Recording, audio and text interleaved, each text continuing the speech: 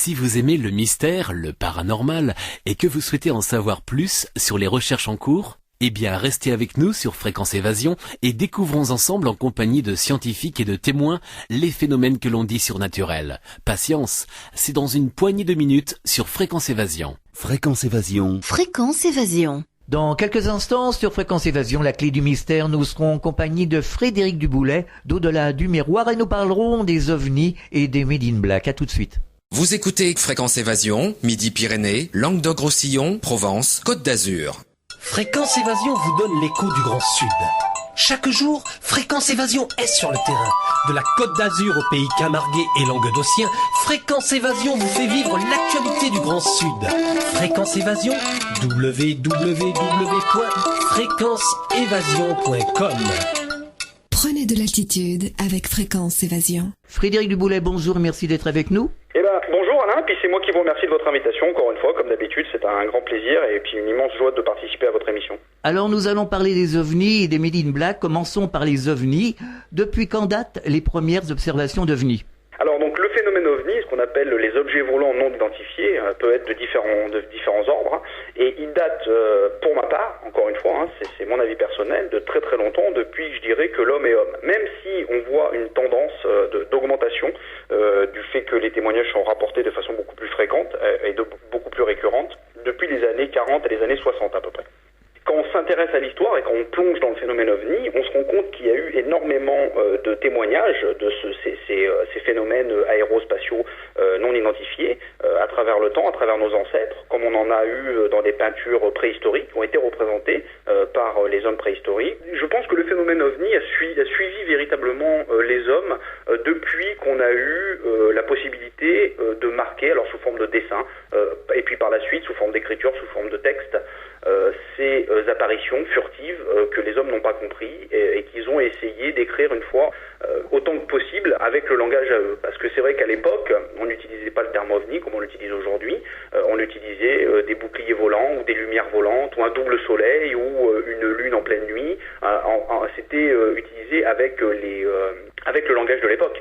Parce qu'aujourd'hui, on a du langage technique beaucoup plus poussé qui nous permet d'identifier certains phénomènes et qui permettent de mettre des noms sur ces phénomènes-là, ce que n'avaient pas les hommes de l'époque. Donc le phénomène OVNI est très très vieux. Alors on peut se poser la question, que venait-il faire à cette époque de préhistoire finalement ? Qu'est-ce qu'il venait faire sur la planète Terre ? Ça, encore une fois, tout dépend comment on classifie le phénomène OVNI, parce qu'il y a différentes classes du phénomène OVNI. On a les personnes qui sont croyantes dur comme fer que les OVNIs sont des extraterrestres, d'autres qui pourraient en grosse partie venir de ce qu'on appelle la Terre creuse. On avait fait une émission récemment là-dessus, ouais, tout à fait. Et qui sont donc des vaisseaux. En tout cas, si on les affilie sous forme de tôles et de boulons, des vaisseaux qui proviendraient de la Terre creuse, d'autres qui expliquent que c'est simplement des phénomènes non identifiés et non expliqués. Donc il y a plusieurs écoles là-dessus, mais si on considère le lien avec les êtres ou les entités extraterrestres, encore une fois, il y a d'autres écoles qui se divisent là-dessus. Certaines pensent que ce phénomène-là, enfin en tout cas la venue, le contact avec les extraterrestres a toujours eu lieu à travers les âges et à travers le temps avec les hommes. Certains pensent qu'ils sont venus puis qu'ils sont partis, ils sont jamais revenus.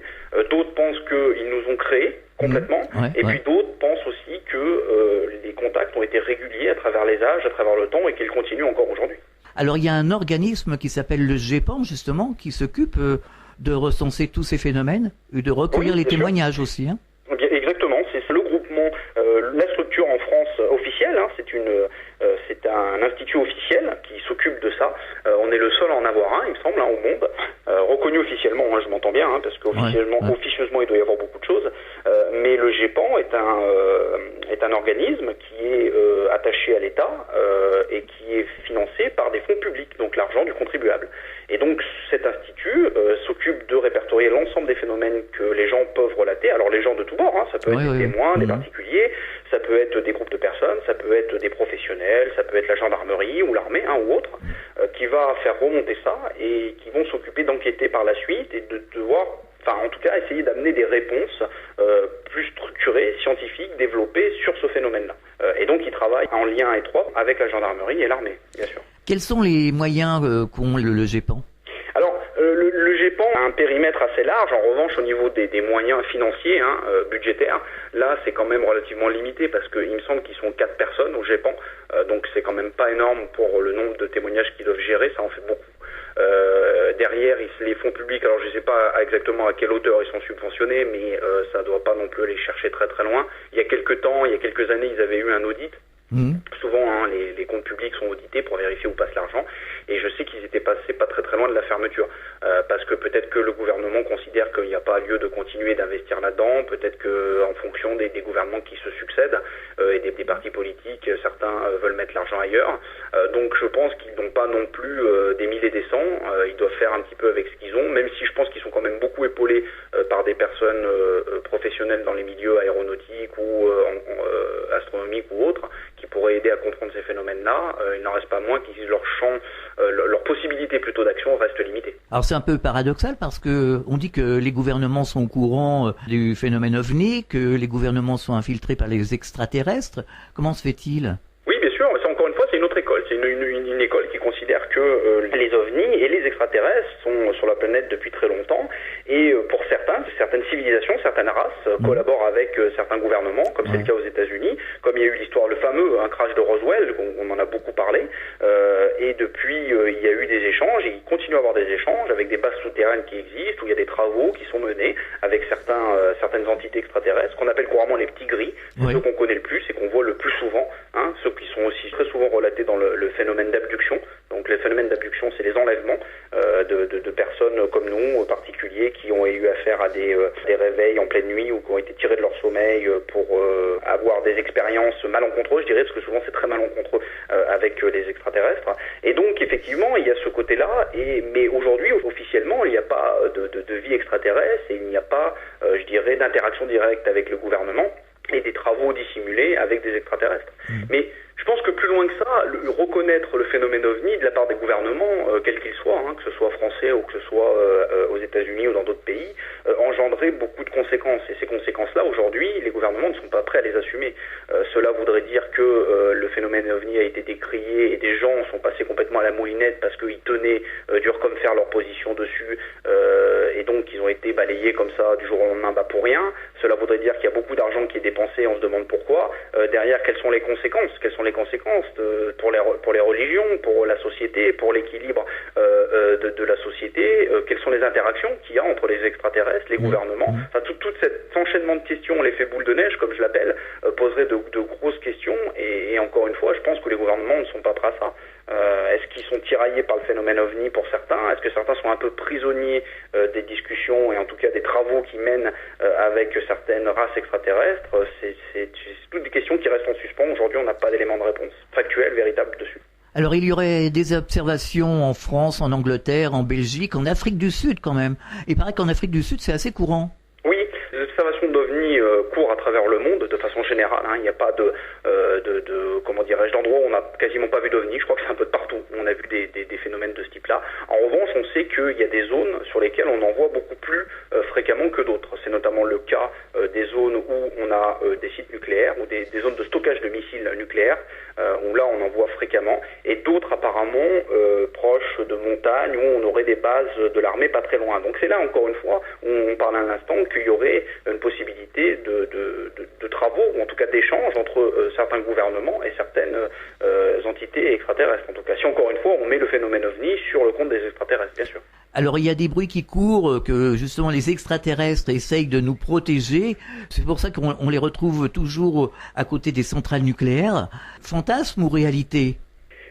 En tout cas, ce qui est sûr, encore une fois, ça fait partie un petit peu des écoles, de ceux qui défendent différentes théories là-dessus, mais ce qui est sûr, c'est que on a affaire, le phénomène OVNI est une réalité véritable.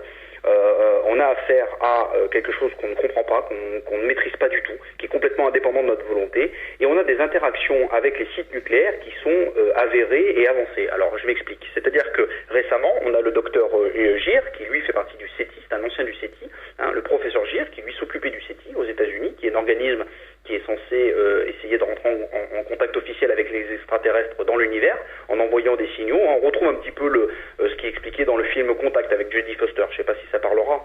Oui, si. Qui est un super film d'ailleurs, vraiment très très intéressant. Et donc ce professeur-là, quand il a fini les travaux qu'il avait à faire avec le CETIB, a commencé à vouloir dénoncer un petit peu ce que les gouvernements savaient sur les extraterrestres et un ensemble de données qu'on ne met pas à la disposition du public, comme beaucoup de témoignages de professionnels, de militaires à la retraite qui commencent à parler de pilotes de chasse ou d'astronautes ou d'astronomes qui expliquent qu'ils ont eu affaire à des phénomènes ovnis complètement identifiés et qu'ils ne sont pas forcément ou simplement des lumières thaïlandaises qui se promènent dans l'air, quoi. Ouais. Là, on a véritablement à faire quelque chose de complètement incroyable avec des accélérations fulgurantes, des virages à 90 degrés en l'espace d'une fraction de seconde, où ils sont capables de suivre des avions de chasse et s'amuser un petit peu avec les avions de chasse, c'est-à-dire à faire des mouvements oscillatoires à la verticale ou à l'horizontale à plus de Mach 2 ou à des vitesses complètement fulgurantes qu'aucun appareil de conception humaine, en tout cas officiel, ne serait capable de faire. Et donc, sur les sites nucléaires, on a beaucoup de témoignages de militaires. Donc, c'est véritablement des gens où on peut avoir, je dirais, confiance en leurs témoignages. Hein. Oui. C'est des gens de renom et qui ne voient pas pourquoi ils iraient inventer de telles histoires. Et surtout qu'ils attendent la retraite pour pouvoir parler. Donc, ça veut bien dire ce que ça veut dire. Peut-être peur pour leur carrière de parler de ça, comme je pense beaucoup de pilotes de chasse malheureusement ne peuvent pas faire. Ils expliquent qu'ils ont eu affaire à des phénomènes ovnis où il y a des soirs, ou même des fois en pleine journée, où ils ont vu des boules lumineuses apparaître, qui sont venues osciller aux alentours des sites nucléaires où il y avait des missiles, et que d'un coup, boum, tout l'ensemble des structures électriques avaient lâché, et les têtes nucléaires des missiles avaient été désarmées. Ça, c'est très fréquent. On retrouve ces phénomènes-là de façon très fréquente au niveau des sites nucléaires. Donc, effectivement, je pense qu'il y a une interaction avec le nucléaire, ou en tout cas, je pense que certains ovnis surveillent de façon accrue et très précisément ce que font les humains avec le nucléaire. Et d'ailleurs, on parlait tout à l'heure, vous savez à l'instant, Alain, je vous disais que beaucoup de témoignages remontent aux années 40 et aux années 60. Et qu'est-ce qui s'est passé dans les années 40 et les années 60 ? Eh bien, c'est là où on a eu les premiers essais de la bombe nucléaire. C'est vrai. Et quand les premiers essais de la bombe nucléaire ont été faits, par la suite, le phénomène ovni a explosé, complètement explosé. On a eu le crash de Roswell qui a été fait en 1947. On a eu d'autres crashs de type Roswell, hein, comme on appelle, parce que dans le jargon ufologique, c'est un des crashs les plus connus. Hein. Ouais, il y en a eu d'autres quand même, il y en a eu d'autres de ce même type. Oui, bien sûr, il y en a eu d'autres. Il y en a eu un au Mexique qu'on appelle l'affaire Virginia, où là c'est ce qu'on appelle le Roswell mexicain. Il s'est passé exactement la même chose, sauf que ça allait encore plus loin, c'est-à-dire qu'il y a eu des entités qui sont sorties de la soucoupe, ce qu'on appelle une soucoupe volante, de façon classique, et qui ont eu interaction avec la population locale. C'est-à-dire que des gens ont vu des sortes de petits êtres, comme des petits gris, mais qui ressemblaient pas tout à fait aux petits gris, donc avec une couleur de peau un peu différente, avec une protubérance au niveau du front, des éléments qui diffèrent quelque peu de ce que les personnes qui ont eu affaire à des rencontres de troisième type, donc une expression directe avec certaines entités extraterrestres, arrivent à relater, où là on a affaire à des civilisations un petit peu différentes. Quoi qu'il en soit, il y a eu un crash, il y a eu des interactions, il y a même eu un des extraterrestres qui a été amené à l'hôpital local parce qu'il était blessé, donc il a été amené par des policiers, ça allait très très loin. Hein. Il y a un livre qui est sorti il n'y a pas très longtemps par un chirurgien qui lui s'occupe d'enlever les implants. Alors ça c'est aussi une autre histoire, les histoires des implants et des abductés, et qui lui a écrit un livre pour expliquer qu'il y a véritablement des implants qui sont mis sur les êtres humains, et qui lui a participé à des opérations chirurgicales pour récupérer ces implants, et qui explique que quand il est revenu enquêter sur l'affaire de Virginia au Mexique, plus personne n'en parlait, quoi. Il a clairement compris, alors on lui a pas dit, mais lui il a clairement compris que les gens, on avait fait comprendre aux gens de ne plus en parler. Vous voyez, qu'il fallait pas du tout en parler, ça posait de gros problèmes, quoi. Est-ce qu'on a récupéré le matériel ? Cet extraterrestre, qu'est-ce qu'il est devenu ? Si on l'a emmené à l'hôpital, on l'a soigné, qu'est-ce qu'il est devenu ? Tout a disparu. Vous voyez, Alain, c'est exactement comme l'histoire de Roswell. L'histoire de Roswell, le cover-up qui a été mis sur l'histoire de Roswell est un autre exemple du phénomène ovni quand il y a des crashs qui se passent. On parlera des Men in Black tout à l'heure. Oui. Que je pense certains services secrets qui s'occupent uniquement de ça, de récupérer des crashs d'ovnis, ce qu'on appelle un petit peu les services noirs, soit des États-Unis ou d'autres pays, qui sont formés pour ça, et qui sont surtout formés pour faire le ménage et le nettoyage derrière, pour que personne n'en parle et pour que ça ne passe pas aux médias locaux. Et pire encore de cas devant le public et à la télévision. L'histoire de Roswell, c'est allé très loin, parce qu'il y a eu ce crash en 1947. À l'époque, quelques années après, on en a énormément parlé. Il y a eu des témoignages, encore une fois, de personnes véritables. Je vois pas pourquoi des gens de 40, 50 ans avec une famille qui n'ont jamais vu ça vont se mettre à raconter des histoires, de trouver des débris au sol qui ont l'air très étranges, qu'on froisse avec la main et quand on repose, ils se remettent à plat. Donc des matériaux qui ne seraient pas humains, en tout cas, de technologies inconnues, vont raconter ces trucs-là pour, je sais pas, vendre quoi, vous voyez. Ils vont plus se faire prendre pour des imbéciles plutôt que se faire prendre pour des gens honnêtes. Donc, à mon avis, ils ont véritablement eu affaire à ces phénomènes-là. Mais Et derrière, il y a du nettoyage, on enlève tout ça, il faut surtout pas en parler, il faut le cacher, et après il y a des déclarations publiques qui sont faites. On expliquait par exemple dans le cas de Roswell que c'était des ballons sondes. Oui, des sondes météorologiques qui se sont échouées et qui se sont crachées, et pardonnez-moi l'expression, mais c'est un peu comme ça qu'on a traité les gens. Les abrutis qui ont vu ces phénomènes-là ont confondu des matériaux durs avec des débris des sondes météorologiques. Vous voyez, donc il y a eu un nettoyage complet. Bien sûr, il y a un nettoyage complet. Il ne faut pas parler de ces phénomènes-là. Les extraterrestres n'existent pas. Et quand il y a des crashs inopinés, on fait en sorte de bien cacher ce phénomène. On marque une pause dans la clé du mystère. On revient dans quelques instants. De Menton à Toulouse, Radio Fréquence Évasion, le soleil du Grand Sud. Fréquence Évasion vous informe sur votre région. Que se passe-t-il près de chez vous? Pour le savoir, cliquez sur Région et Office de tourisme. Bon séjour dans le Sud. Venez visiter le site Fréquence Évasion, www.fréquenceévasion.com. Partout dans le Grand Sud, Fréquence Évasion. Nous sommes de retour sur Fréquence Évasion, toujours en compagnie de Frédéric Duboulet d'Au-delà du miroir, et nous parlons des ovnis et des Men in Black. Alors justement, des pilotes de ligne ont été confrontés à des vols d'ovnis qui se déplaçaient à des vitesses vertigineuses quand même. Ah oui, il y a des témoignages très intéressants de la part de pilotes de chasse ou de pilotes de particuliers qui font des vols classiques avec des petits avions, qui ont vu des phénomènes complètement incroyables. Alors il y a différents types d'ovnis. Aujourd'hui on arrive à les classer. Comme on classe les rencontres avec les différents types, soit des observations furtives, soit des observations rapprochées, ou encore des contacts directs avec les entités qui résident à l'intérieur de ces ovnis-là. Donc il y a des classifications qui sont faites, et il y a des classifications aussi pour les types d'ovnis qui apparaissent. On a fréquemment ce qu'on appelle la soucoupe volante, donc ça, c'est l'ovni en forme de disque, qui brille, et encore une fois, on a des éléments qu'on retrouve sur la plupart des témoignages, avec des bruits de sifflement très accrus, avec des lumières très importantes, et puis avec une apparition et une disparition instantanée. Où là, on le voit, et la seconde d'après, poum, il disparaît, on le voit plus du tout, quoi.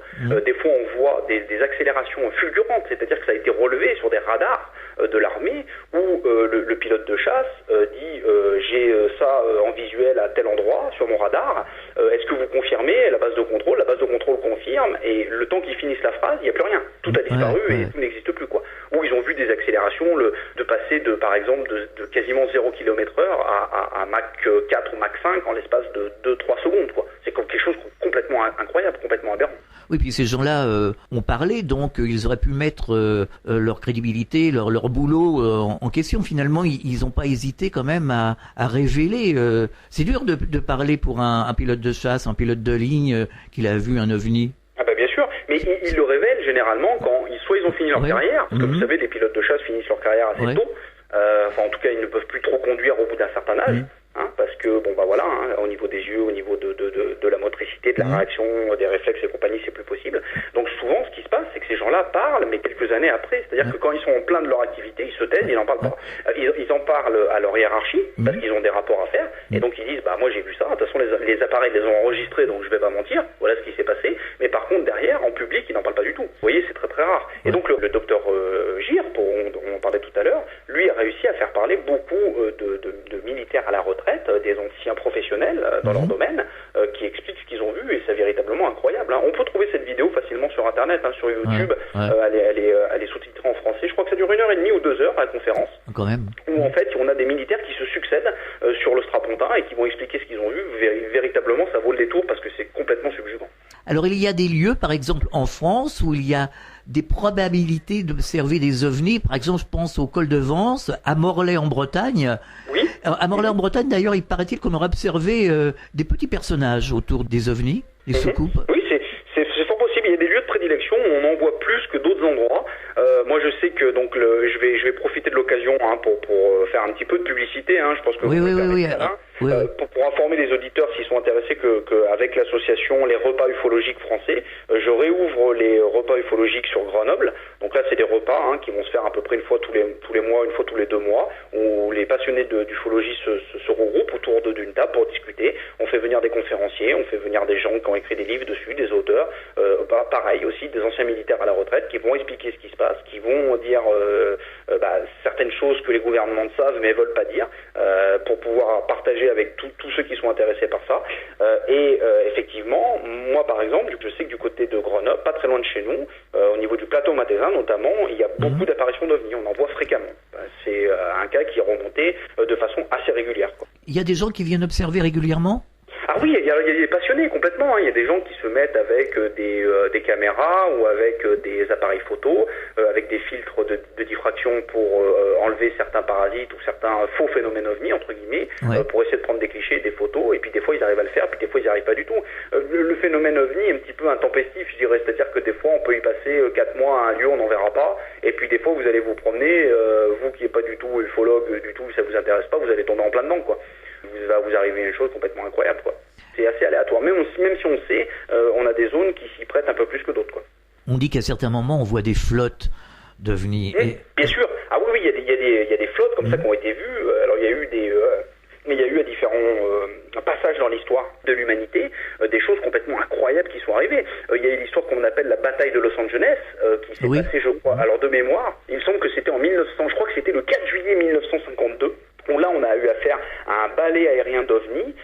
Oui, c'est ça, parce que c'est le jour de l'indépendance, donc d'autant plus important aux États-Unis. Hein. C'est notre 14 juillet à nous. Hein. Au-dessus de Washington D.C., hein, qui est la capitale des États-Unis. Hein. Où là, il y a eu des flottes d'OVNI où ils les ont carrément attaqués au canon, ils les ont braqués avec des projecteurs. Ça a fait une histoire complètement incroyable. Hein. Il y a eu comme ça des éléments à travers l'histoire qui se sont passés, ou un peu plus vieux si on remonte un petit peu dans le temps. Je crois que c'était dans les années en 1800 quelque chose. Où là, pareil, je crois qu'il me semble que c'était entre Vence ou dans le sud de la France, plus précisément vers, je crois que c'était entre l'Italie et le sud de la France, où pareil, hein, il y a eu affaire à des flottes d'ovnis qui se sont produites, où les gens ont tellement été apeurés qu'il me semble qu'ils ont de mémoire, hein, je crois qu'ils ont tiré 800 coups de canon pour essayer d'éloigner ces phénomènes incongrus, inexpliqués. Hein. Donc ça, c'était en 1800, hein, quelque chose. Hein. Donc vous voyez, hein, comme quoi c'est pas nouveau, et puis ça date de beaucoup